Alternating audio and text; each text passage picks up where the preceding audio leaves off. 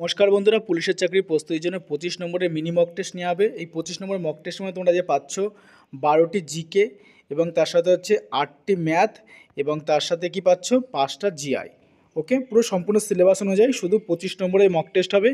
এই 25 নম্বরের মক টেস্টের মধ্যে তুমি কতগুলো অ্যান্সার করতে পারলে বা তোমার কতগুলো জানা ছিল অবশ্যই কমেন্টে জানাবে এবং ভিডিও থেকে উপকৃত হলে ভিডিওটিকে অবশ্যই লাইক করে দেবে। দেখো, প্রথম কোশ্চেনটা কী নেওয়া হয়েছে আজকের, ন্যাশনাল কেমিক্যাল লাইব্রেরি কোথায় অবস্থিত? ন্যাশনাল কেমিক্যাল লাইব্রেরি কোথায় অবস্থিত? কারেক্ট অ্যান্সার কী হবে?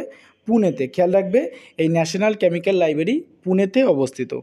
এবার দেখো 2 নম্বর কোশ্চেন, টোডা উপজাতিরা প্রধানত কোথায় বাস করে? অর্থাৎ টোডা উপজাতির মানুষেরা কোথায় বাস করে এটা সেটা বলা হয়েছে। এই কোশ্চেনটা কিন্তু প্রচুর পরীক্ষায় রিপিট করা হয়ে থাকে। কারেক্ট অ্যান্সার কী হবে? সঠিক অ্যান্সার হবে তামিলনাড়ু। খেয়াল রাখবে, টোডা উপজাতির মানুষেরা তামিলনাড়ু রাজ্যে বসবাস করে। এবার 3 নম্বর কোশ্চেন দেখো, মাউন্ট এভারেস্ট আরোহণকারী প্রথম মহিলা কে ছিলেন? দেখো, এই কোশ্চেনটা না অনেকে পরীক্ষা হলে ভুল করে ফেলে। এখানে একটা অপশান থাকে, বাচেন্দ্রী পাল বলে অপশান থাকে। আমি অপশানটা দিইনি, আমি তোমাদের বোঝানোর সুবিধার্থে এখানে বলা হয়েছে মাউন্ট এভারেস্ট আরোহণকারী প্রথম মহিলা কে ছিলেন, অর্থাৎ বিশ্বের মধ্যে প্রথম মহিলা কে ছিলেন। ওই বাচেন্দ্রী পালকে অনেকে অপশানে দেখে বাচেন্দ্রী পাল কিন্তু অ্যান্সার করে দিয়ে চলে আসে এবং ভুল হয়। এটা বিশ্বের ক্ষেত্রে বললে হবে জুনকো তাবেই। খেয়াল রাখবে, জুনকো তাবেই, যার বাড়ি ছিল কোথায়? জাপানে। খেয়াল রাখবে কোথায় বাড়ি ছিল, তার বাড়ি হচ্ছে জাপানে ছিল। তিনি ছিলেন একজন লেখক, একজন শিক্ষক এবং তার সাথে পর্বতারোহী। এর যদি পরীক্ষায় প্রশ্ন আসে ভারতের মাউন্ট এভারেস্ট আরোহণকারী প্রথম মহিলা কে ছিলেন, তখন অ্যান্সার করবে বাচেন্দ্রী পাল। দেখো 4 নম্বর কোশ্চেন, অর্জুন পুরস্কারের সূচনা করা হয়েছিল কত বছরে? অর্জুন পুরস্কারের সূচনা করা হয়েছিল কত বছরে বা কত সাল থেকে এই অর্জুন পুরস্কারটি দেওয়া হয়ে থাকে? কারেক্ট অ্যান্সার কী হবে? অপশান সি, 1961 সাল থেকেই অর্জুন পুরস্কার দেওয়া হয়ে থাকে। আর এটা কিন্তু খেলাধুলার ক্ষেত্রে সর্বোচ্চ সম্মান, এটা তুমি বলতে পারো, অর্জুন পুরস্কার। আর হচ্ছে মহাভারতে যে অর্জুন ছিল তার নামে কিন্তু এই নামাঙ্কিত করা হয়েছে এই অ্যাওয়ার্ডটি। আচ্ছা দেখো, পরবর্তী কোশ্চেন, নিচের কোন দেশটি ওপেকের সদস্য নয়? নিচের কোন দেশটি ওপেকের সদস্য নয়? এই কোশ্চেনটাও রিপিট করা হয়ে থাকে প্রচুর পরীক্ষায়। কারেক্ট অ্যান্সার হবে কি? মালয়েশিয়া। খেয়াল রাখবে, মালয়েশিয়া দেশটি, এখানে যে অপশানগুলো দেওয়া হয়েছে এর মধ্যে মালয়েশিয়া দেশটি ওপেকের সদস্য নয়। এবার 6 নম্বর কোশ্চেন দেখো, the right of the man বইটি লেখককে? আমি তোমার সবসময় বলি যে কোন গ্রন্থ কোন লেখক লিখেছেন সেগুলো কিন্তু পরীক্ষায় আসে, এই পার্টটা কিন্তু ভালো করে পড়বে। The right of the man বইটির লেখককে?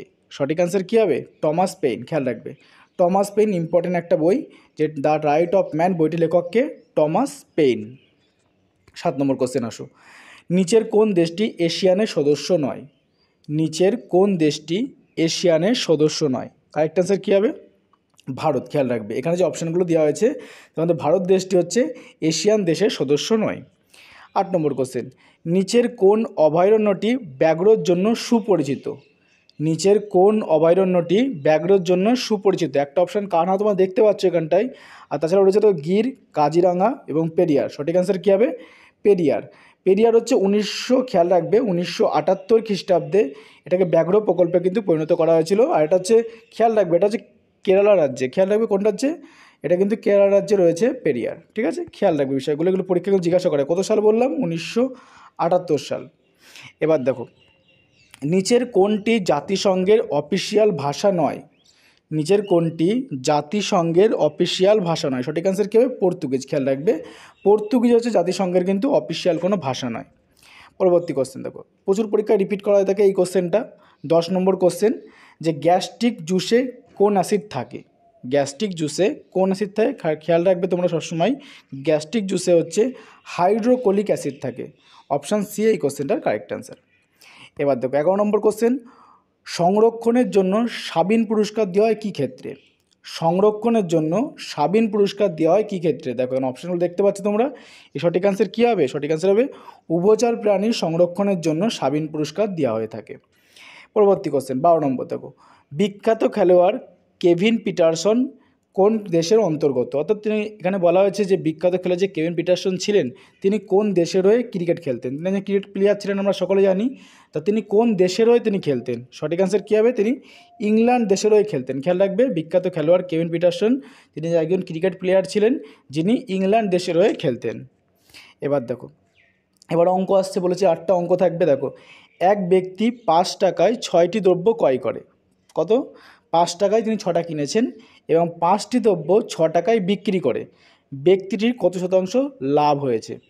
দেখো এই ধরনের কোশ্চেন কিন্তু অনেকভাবে করা যায়, শর্ট ট্রিক্সে করো, বড় ট্রিক্সে করো, অনেকভাবে করা যায়। তবুও আমি তোমাদের একটা জিনিস বোঝানোর চেষ্টা করছি। দেখো আমি এখানটায় অঙ্কটা সলভ করে রেখেছি। দেখো দেখো এখানে হচ্ছে কি করবে, একটা সংখ্যা অঙ্কে কি ছিল, একটা সংখ্যা ছিল অঙ্কে 6, একটা সংখ্যা ছিল অঙ্কে 5, তাই তো? তাহলে 6 আর 5 সবসময় লসাগু করে নেবে, কত হবে 30। এইভাবে করবে, তাহলে পরীক্ষা হলে সিপি বা এসপি নিয়ে ভাবতে হবে না। দেখো 30, এই যে 30 তোমরা কী পেলাম, লসাগু পেলাম। দেখো এবার এখানটা একটু বোঝানোর চেষ্টা করি তোমাদেরকে, অনেকে যারা পারো না, যারা পারো ইজি ব্যাপার। 5 টাকায় 6টি দ্রব্য কিনেছে, মানে 5 টাকায় 6টা, মানে আমরা 5/6 লিখবো এরকম করে একটা। আর আটটা দেখো, সরি দেখো, এই দেখো 5 টাকায় 6টা বলেছিল, ঠিক আছে, এরকম লিখতে পারি। আর 6 টাকায় কটা, আর হচ্ছে 5টি দ্রব্য 6 টাকায় বিক্রি করছে, 6/5। অর্থাৎ দুটোর ক্ষেত্রে আমি কি করলাম, টাকাটাকে উপরে লিখলাম। দেখতে পাচ্ছ দুটোর ক্ষেত্রেই 5/6 বা 6/5 এরকম করে আমি লিখে নিলাম। দেখো সেমভাবে এখানে চলে আসতে পারে। দেখো সিপি কী করবে করছি, দেখো 5/6 গুণ 30 অর্থাৎ কত হলো 25 টাকা। এবং কি দেখো সিপি বলতে হচ্ছে ক্রয় মূল্য, সি বলতে কি ক্রয় মূল্য, আর এসপি বলতে কি বিক্রয় মূল্য। আবার সেমভাবে 6/5 করলাম, তাহলে হলো কত 30, অর্থাৎ কত হলো 36 টাকা এলো। এবার হচ্ছে দেখো 25 টাকায় তুমি জিনিসটা কিনছো, 36 টাকায় বিক্রি করছো, তাহলে লাভ হচ্ছে কত, 25-এ লাভ হচ্ছে তোমার 11 টাকা। 25-এ লাভ হচ্ছে কত 11 টাকা। আর যেহেতু শতকরা পে করতে হলে তাই 100 দিয়ে গুণ করতে হয়েছে, দিয়ে এসে কত 44% তার লাভ হয়েছে। দেখো তোমরা হচ্ছে এই অঙ্কটা কিন্তু এইভাবে করতে পারো, আমি এখানে জাস্ট তোমাদের দেখালাম বেসিকভাবে। দেখো এইভাবে করতে পারো, 5 টাকায় কত 6টা, তাই তো? দ্রব্য পেয়েছে কটা 6টা, আর হচ্ছে 6 টাকায় বিক্রি করেছে 5টা, কোনাকুনি গুণ করে দেবে, ঠিক আছে? 5×5 = 25, আর 6×6 = 36, তাহলে 36 বিয়োগ কত হয়ে যায় 25 বাই ক্রয় মূল্যটা, ক্রয় মূল্য হচ্ছে 25, ঠিক আছে? যে যে টাকাটা তুমি কাউন্ট করবে সেই টাকাটাকে সবসময় দ্রব্য মেনে চলবে, ঠিক আছে? যেমন 5 টাকাটা এখানে বলেছিল, দেখো এটা টাকার ঘর আমি ধরে নিয়েছি, ঠিক আছে? এই দিক যে গুণটা করবে ওটাকে সবসময় ক্রয় মূল্য মেনে চলবে, গুণ 100, ঠিক আছে? তাহলে এখানে 11/25, তাহলে সেই ঘুরে ফিরে সেই 44%ই আসবে। তোমরা একটু দেখো অঙ্কটা ভালো করে, যারা পারো না এই অঙ্ক কিন্তু পরীক্ষায় প্রচুর রিপিট করা হয়ে থাকে। দেখো তোমরা স্ক্রিনশট নিতে পারো এবং এর পিডিএফ ফাইল ফ্রি তোমরা ডাউনলোড করতে পারো, তার লিঙ্ক আমি ডেসক্রিপশনে দিয়ে দেবো। তবে ক্লাস হওয়ার আধ ঘন্টা পরে একটুখানি চেক আউট করো, তাহলে পেয়ে যাবে। দেখো আলফ্রেড একটি পুরনো স্কুটার কিনেছেন 4700 টাকায় এবং খরচ করা মেরামতের উপর 800 টাকা। যদি স্কুটারটি 5800 টাকা রুপিতে বিক্রি করে তাহলে তার কত লাভ হবে? দেখো একটা কিনলো কত, প্রথমে হচ্ছে কিনেছিল 4700 টাকায় কিনেছিল, ঠিক আছে?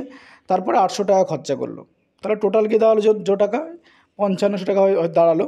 আর বিক্রি করছে কত 5800 টাকায়। অর্থাৎ দেখো এখানে আমি সলভ করে দিয়েছি, দেখো তাহলে বোঝাতে সুবিধা হবে। দেখো সিপি অর্থাৎ যেটা কিনা দাম তার 4700 টাকা প্লাস 800 টাকা সে খরচা করেছে, টোটাল এসে দাঁড়ালো 5500 টাকা। বিক্রি করছে সে কত 5800 টাকায়, তাহলে তার লাভ থাকছে কত 300 টাকায়, ঠিক আছে? তাহলে সে 5500 টাকা জিনিসে লাভ করছে ক টাকা 300 টাকা, যেটা পার্সেন্টেজ বের করতে হবে 100 দিয়ে গুণ করতে হবে, তাহলে আসবে 5/11% তার লাভ হবে, ঠিক আছে? ক্লিয়ার? 5/11% লাভ হবে। আমরা অপশান বিতে কিন্তু 5/11% লাভ দেখতে পাচ্ছি। দেখো পরবর্তী কোশ্চেন, একটি ক্রিকেটার খেলার প্রথম 10 ওভারে রান রেট ছিল মাত্র 3.2, 282 রানের লক্ষ্যে পৌঁছাতে বাকি 40 ওভারে রান রেট কত হওয়া উচিত ছিল?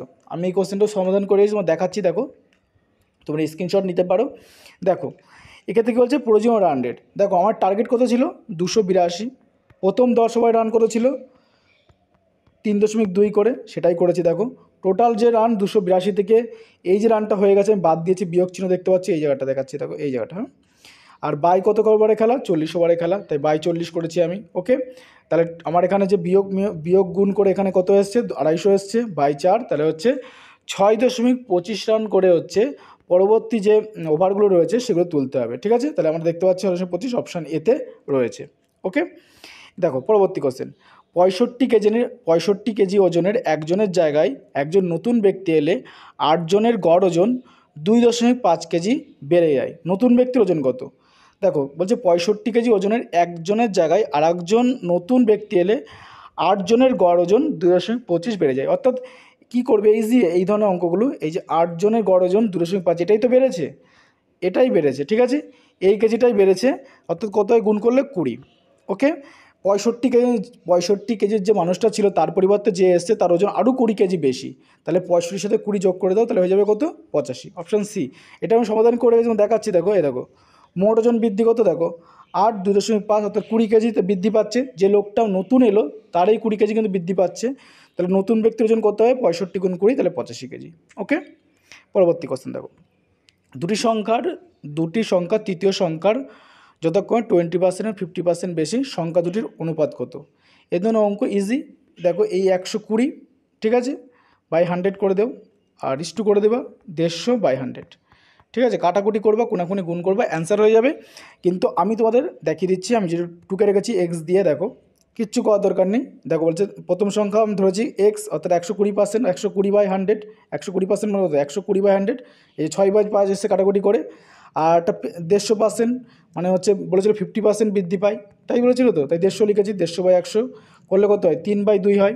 ওকে, এবার দেখো সেমভাবে এখানটায় এই যে পরের লাইনে দেখো, এই যে কোনাকুনি গুণ করো, 3 5 15, 6 2 12, এই দেখো 6 2 12, 3 5 15 করেছি, ব্যাস। তাহলে কাটাকুটি করে ছোটো করে 4:5, অর্থাৎ কি অপশান সিতে আমরা দেখতে পাচ্ছি 4:5 রয়েছে। ঠিক আছে, তাহলে দুটি সংখ্যা তৃতীয় সংখ্যা যথাক্রমে 20% এবং 50% বেশি সংখ্যা দুটির অনুপাত কত? তাহলে সেমভাবে তোমরা এইভাবে করতে পারবে, কোনো ব্যাপার না। 120/100 = 150/100 করলেই কিন্তু উত্তর চলে আসবে। ঠিক আছে, কাটাকুটি করবে চলে আসবে।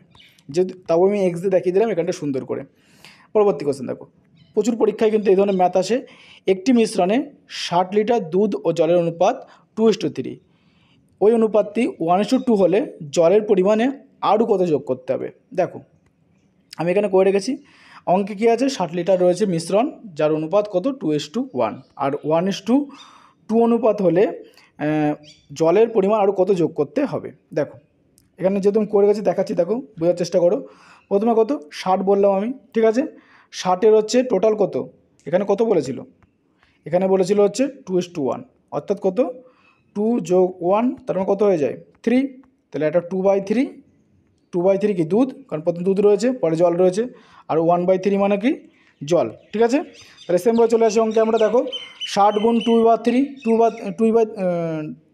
2/3 লিখছি কেন আমরা, কারণ এখানে দুধের পরিমাণ বের করছি, প্রথম দুধ ছিল অঙ্কে, কাটাকুটি করলে কত আসবে 40, 60-এর মধ্যে 40 যদি দুধ হয় তাহলে জল হবে কত 20, আর আমাকে পরে বলেছে 1:2 অনুপাতে কত গ্রাম তাহলে জল আরও মেশাতে হবে। ঠিক আছে, দেখো দুধ আর জল কত, তাহলে এবার ভালো করে বোঝার চেষ্টা করো, দেখো দেখানোর চেষ্টা করছি আমি এখানটায় 40, ঠিক আছে, টোটাল কত 40 হচ্ছে দুধের পরিমাণ, 20 হচ্ছে কি জল, আরও বলেছে কত জল মেশালে অনুপাত কত এসে দাঁড়াবে 1/2 দাঁড়াবে। ঠিক আছে, তাহলে কত জল মেশালে, এক্স জল মেশালে নিশ্চয়ই এক্স ধরে নেবো, দেখো এক্স ধরে ক্যালকুলেশন করেছি, আমার উত্তর কত এসছে 60 এসছে। ওকে, এই ধরনের ম্যাথ কিন্তু পরীক্ষায় আসে, তোমার ম্যাথের ক্লাস চাইলে অবশ্যই বলে আমি করাবো, যা সেটা মক টেস্ট বলে আমি সংক্ষেপে তোমার দেখিয়ে বুঝিয়ে চলে যাচ্ছি। দেখো 60, ঠিক আছে। এবার দেখো 19 নম্বর কোশ্চেন, দেখো এ 15 দিনে এবং বি 20 দিনে একটি কাজ করতে পারে, যদি তারা একত্রে 4 দিনে কাজটি করে তবে যে কাজটি অবশ্যই থাকে তার ভগ্নাংশটি কত? বলছে এ একটা কাজ 15 দিনে করেছিল, বি 20 দিনে একটি কাজ করতে পারে, যদি তারা একত্রে 4 দিন একসাথে কাজ করে তবে যে কাজটি অবশ্য থাকে তার ভগ্নাংশটি কত? ঠিক আছে, ইজি ম্যাথ, আমি তোমার দেখিয়ে দিচ্ছি, দেখো সলভ করে নিয়েছি আমি এখানটায়। দেখো আমি একদম যে মাধ্যমিকের ম্যাথটাই সেই হিসাবে দেখিয়ে, তোমার শর্ট ট্রিক্সও করতে পারো, কোনো অসুবিধা নেই। 1/15, ঠিক আছে, এর কাজ, বি এর কাজ 1/20, তারা একত্রে কাজ করে কত 60/60, আর যেহেতু তারা একত্রে 4 দিন কাজ করেছে, 4 দিয়ে গুণ করেছে, অর্থাৎ 7/15, আর যে কাজ পড়ে থাকে তাহলে 1 থেকে বাদ দিয়ে দাও, 1 বিয়োগ 7/15, অর্থাৎ 8/15 কাজ অবশিষ্ট রয়েছে।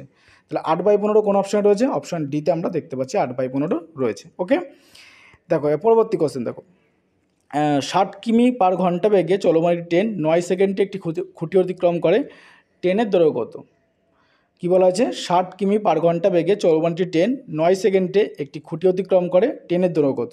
দেখো কীভাবে করবে, আমরা জানি কি কিমি/ঘন্টাকে মিটার/সেকেন্ড করতে গেলে 5/18 দিয়ে গুণ করতে হয়, দেখো সেম তাই করেছি আমি, দিয়ে কত এসছে 50/3 মিটার/সেকেন্ড করে নিয়েছি। আর দৈর্ঘ্য সূত্র কি, গতি গুণ সময়, অঙ্কে গতি কত বলেছিল অঙ্কে গতি হচ্ছে 50/3, আর সময় কত বলেছিল 9 মিনিট 9 সেকেন্ড 9 সেকেন্ড বলেছিল, কাটাকুটি করে উত্তর আসলে কত 150। ওকে, দেখো আমি আরেকবার বুঝিয়ে চেষ্টা করছি তোমাদেরকে, এখানটাতে তোমার সুবিধা হবে।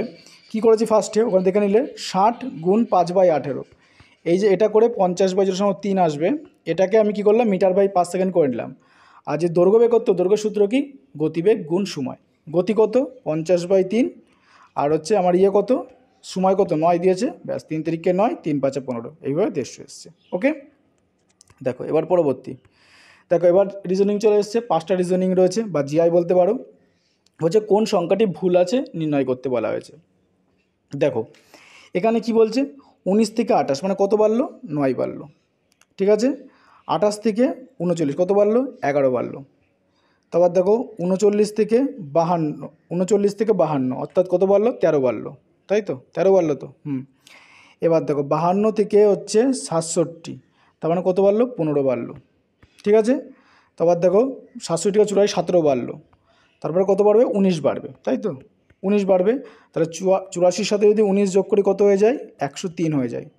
কিন্তু এখানে কত দিয়েছে, 102 দিয়েছে, তার মানে 102, এই অপশানটা ভুল আছে। এখানে কত হওয়া দরকার ছিল, 103 হওয়া দরকার ছিল। তাহলে আমাদের অপশান বি কারেক্ট অ্যান্সার, যে 102টা এখানে ভুল রয়েছে।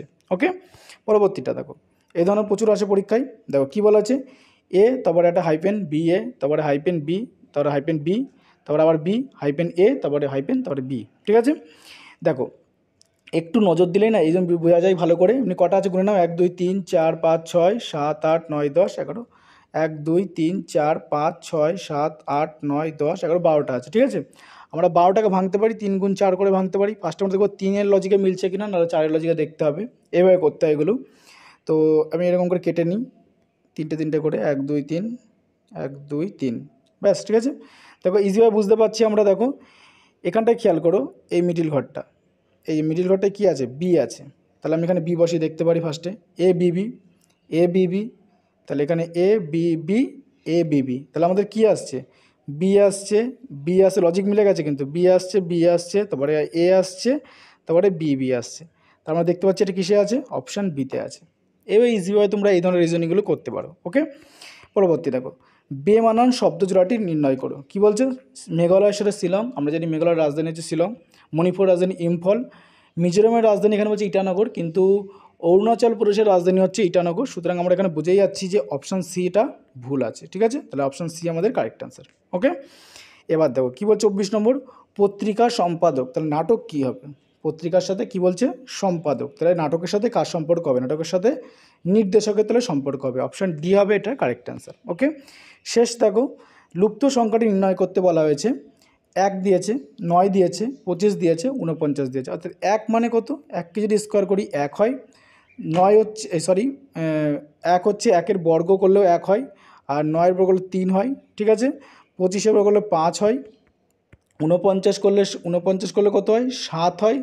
ঠিক বলছি তো, তাহলে কত করে পাচ্ছে, 1 3 5 7, তারপর কত হবে, 9 হবে। তাহলে 9 মানে কত, 81। তাহলে 81 আমাদের অপশান সি হয়ে যাবে এই কোশ্চেনটা কারেক্ট অ্যান্সার। ওকে, তো টোটাল তোমার সাথে 25টা কোশ্চেন কিন্তু আলোচনা করলাম।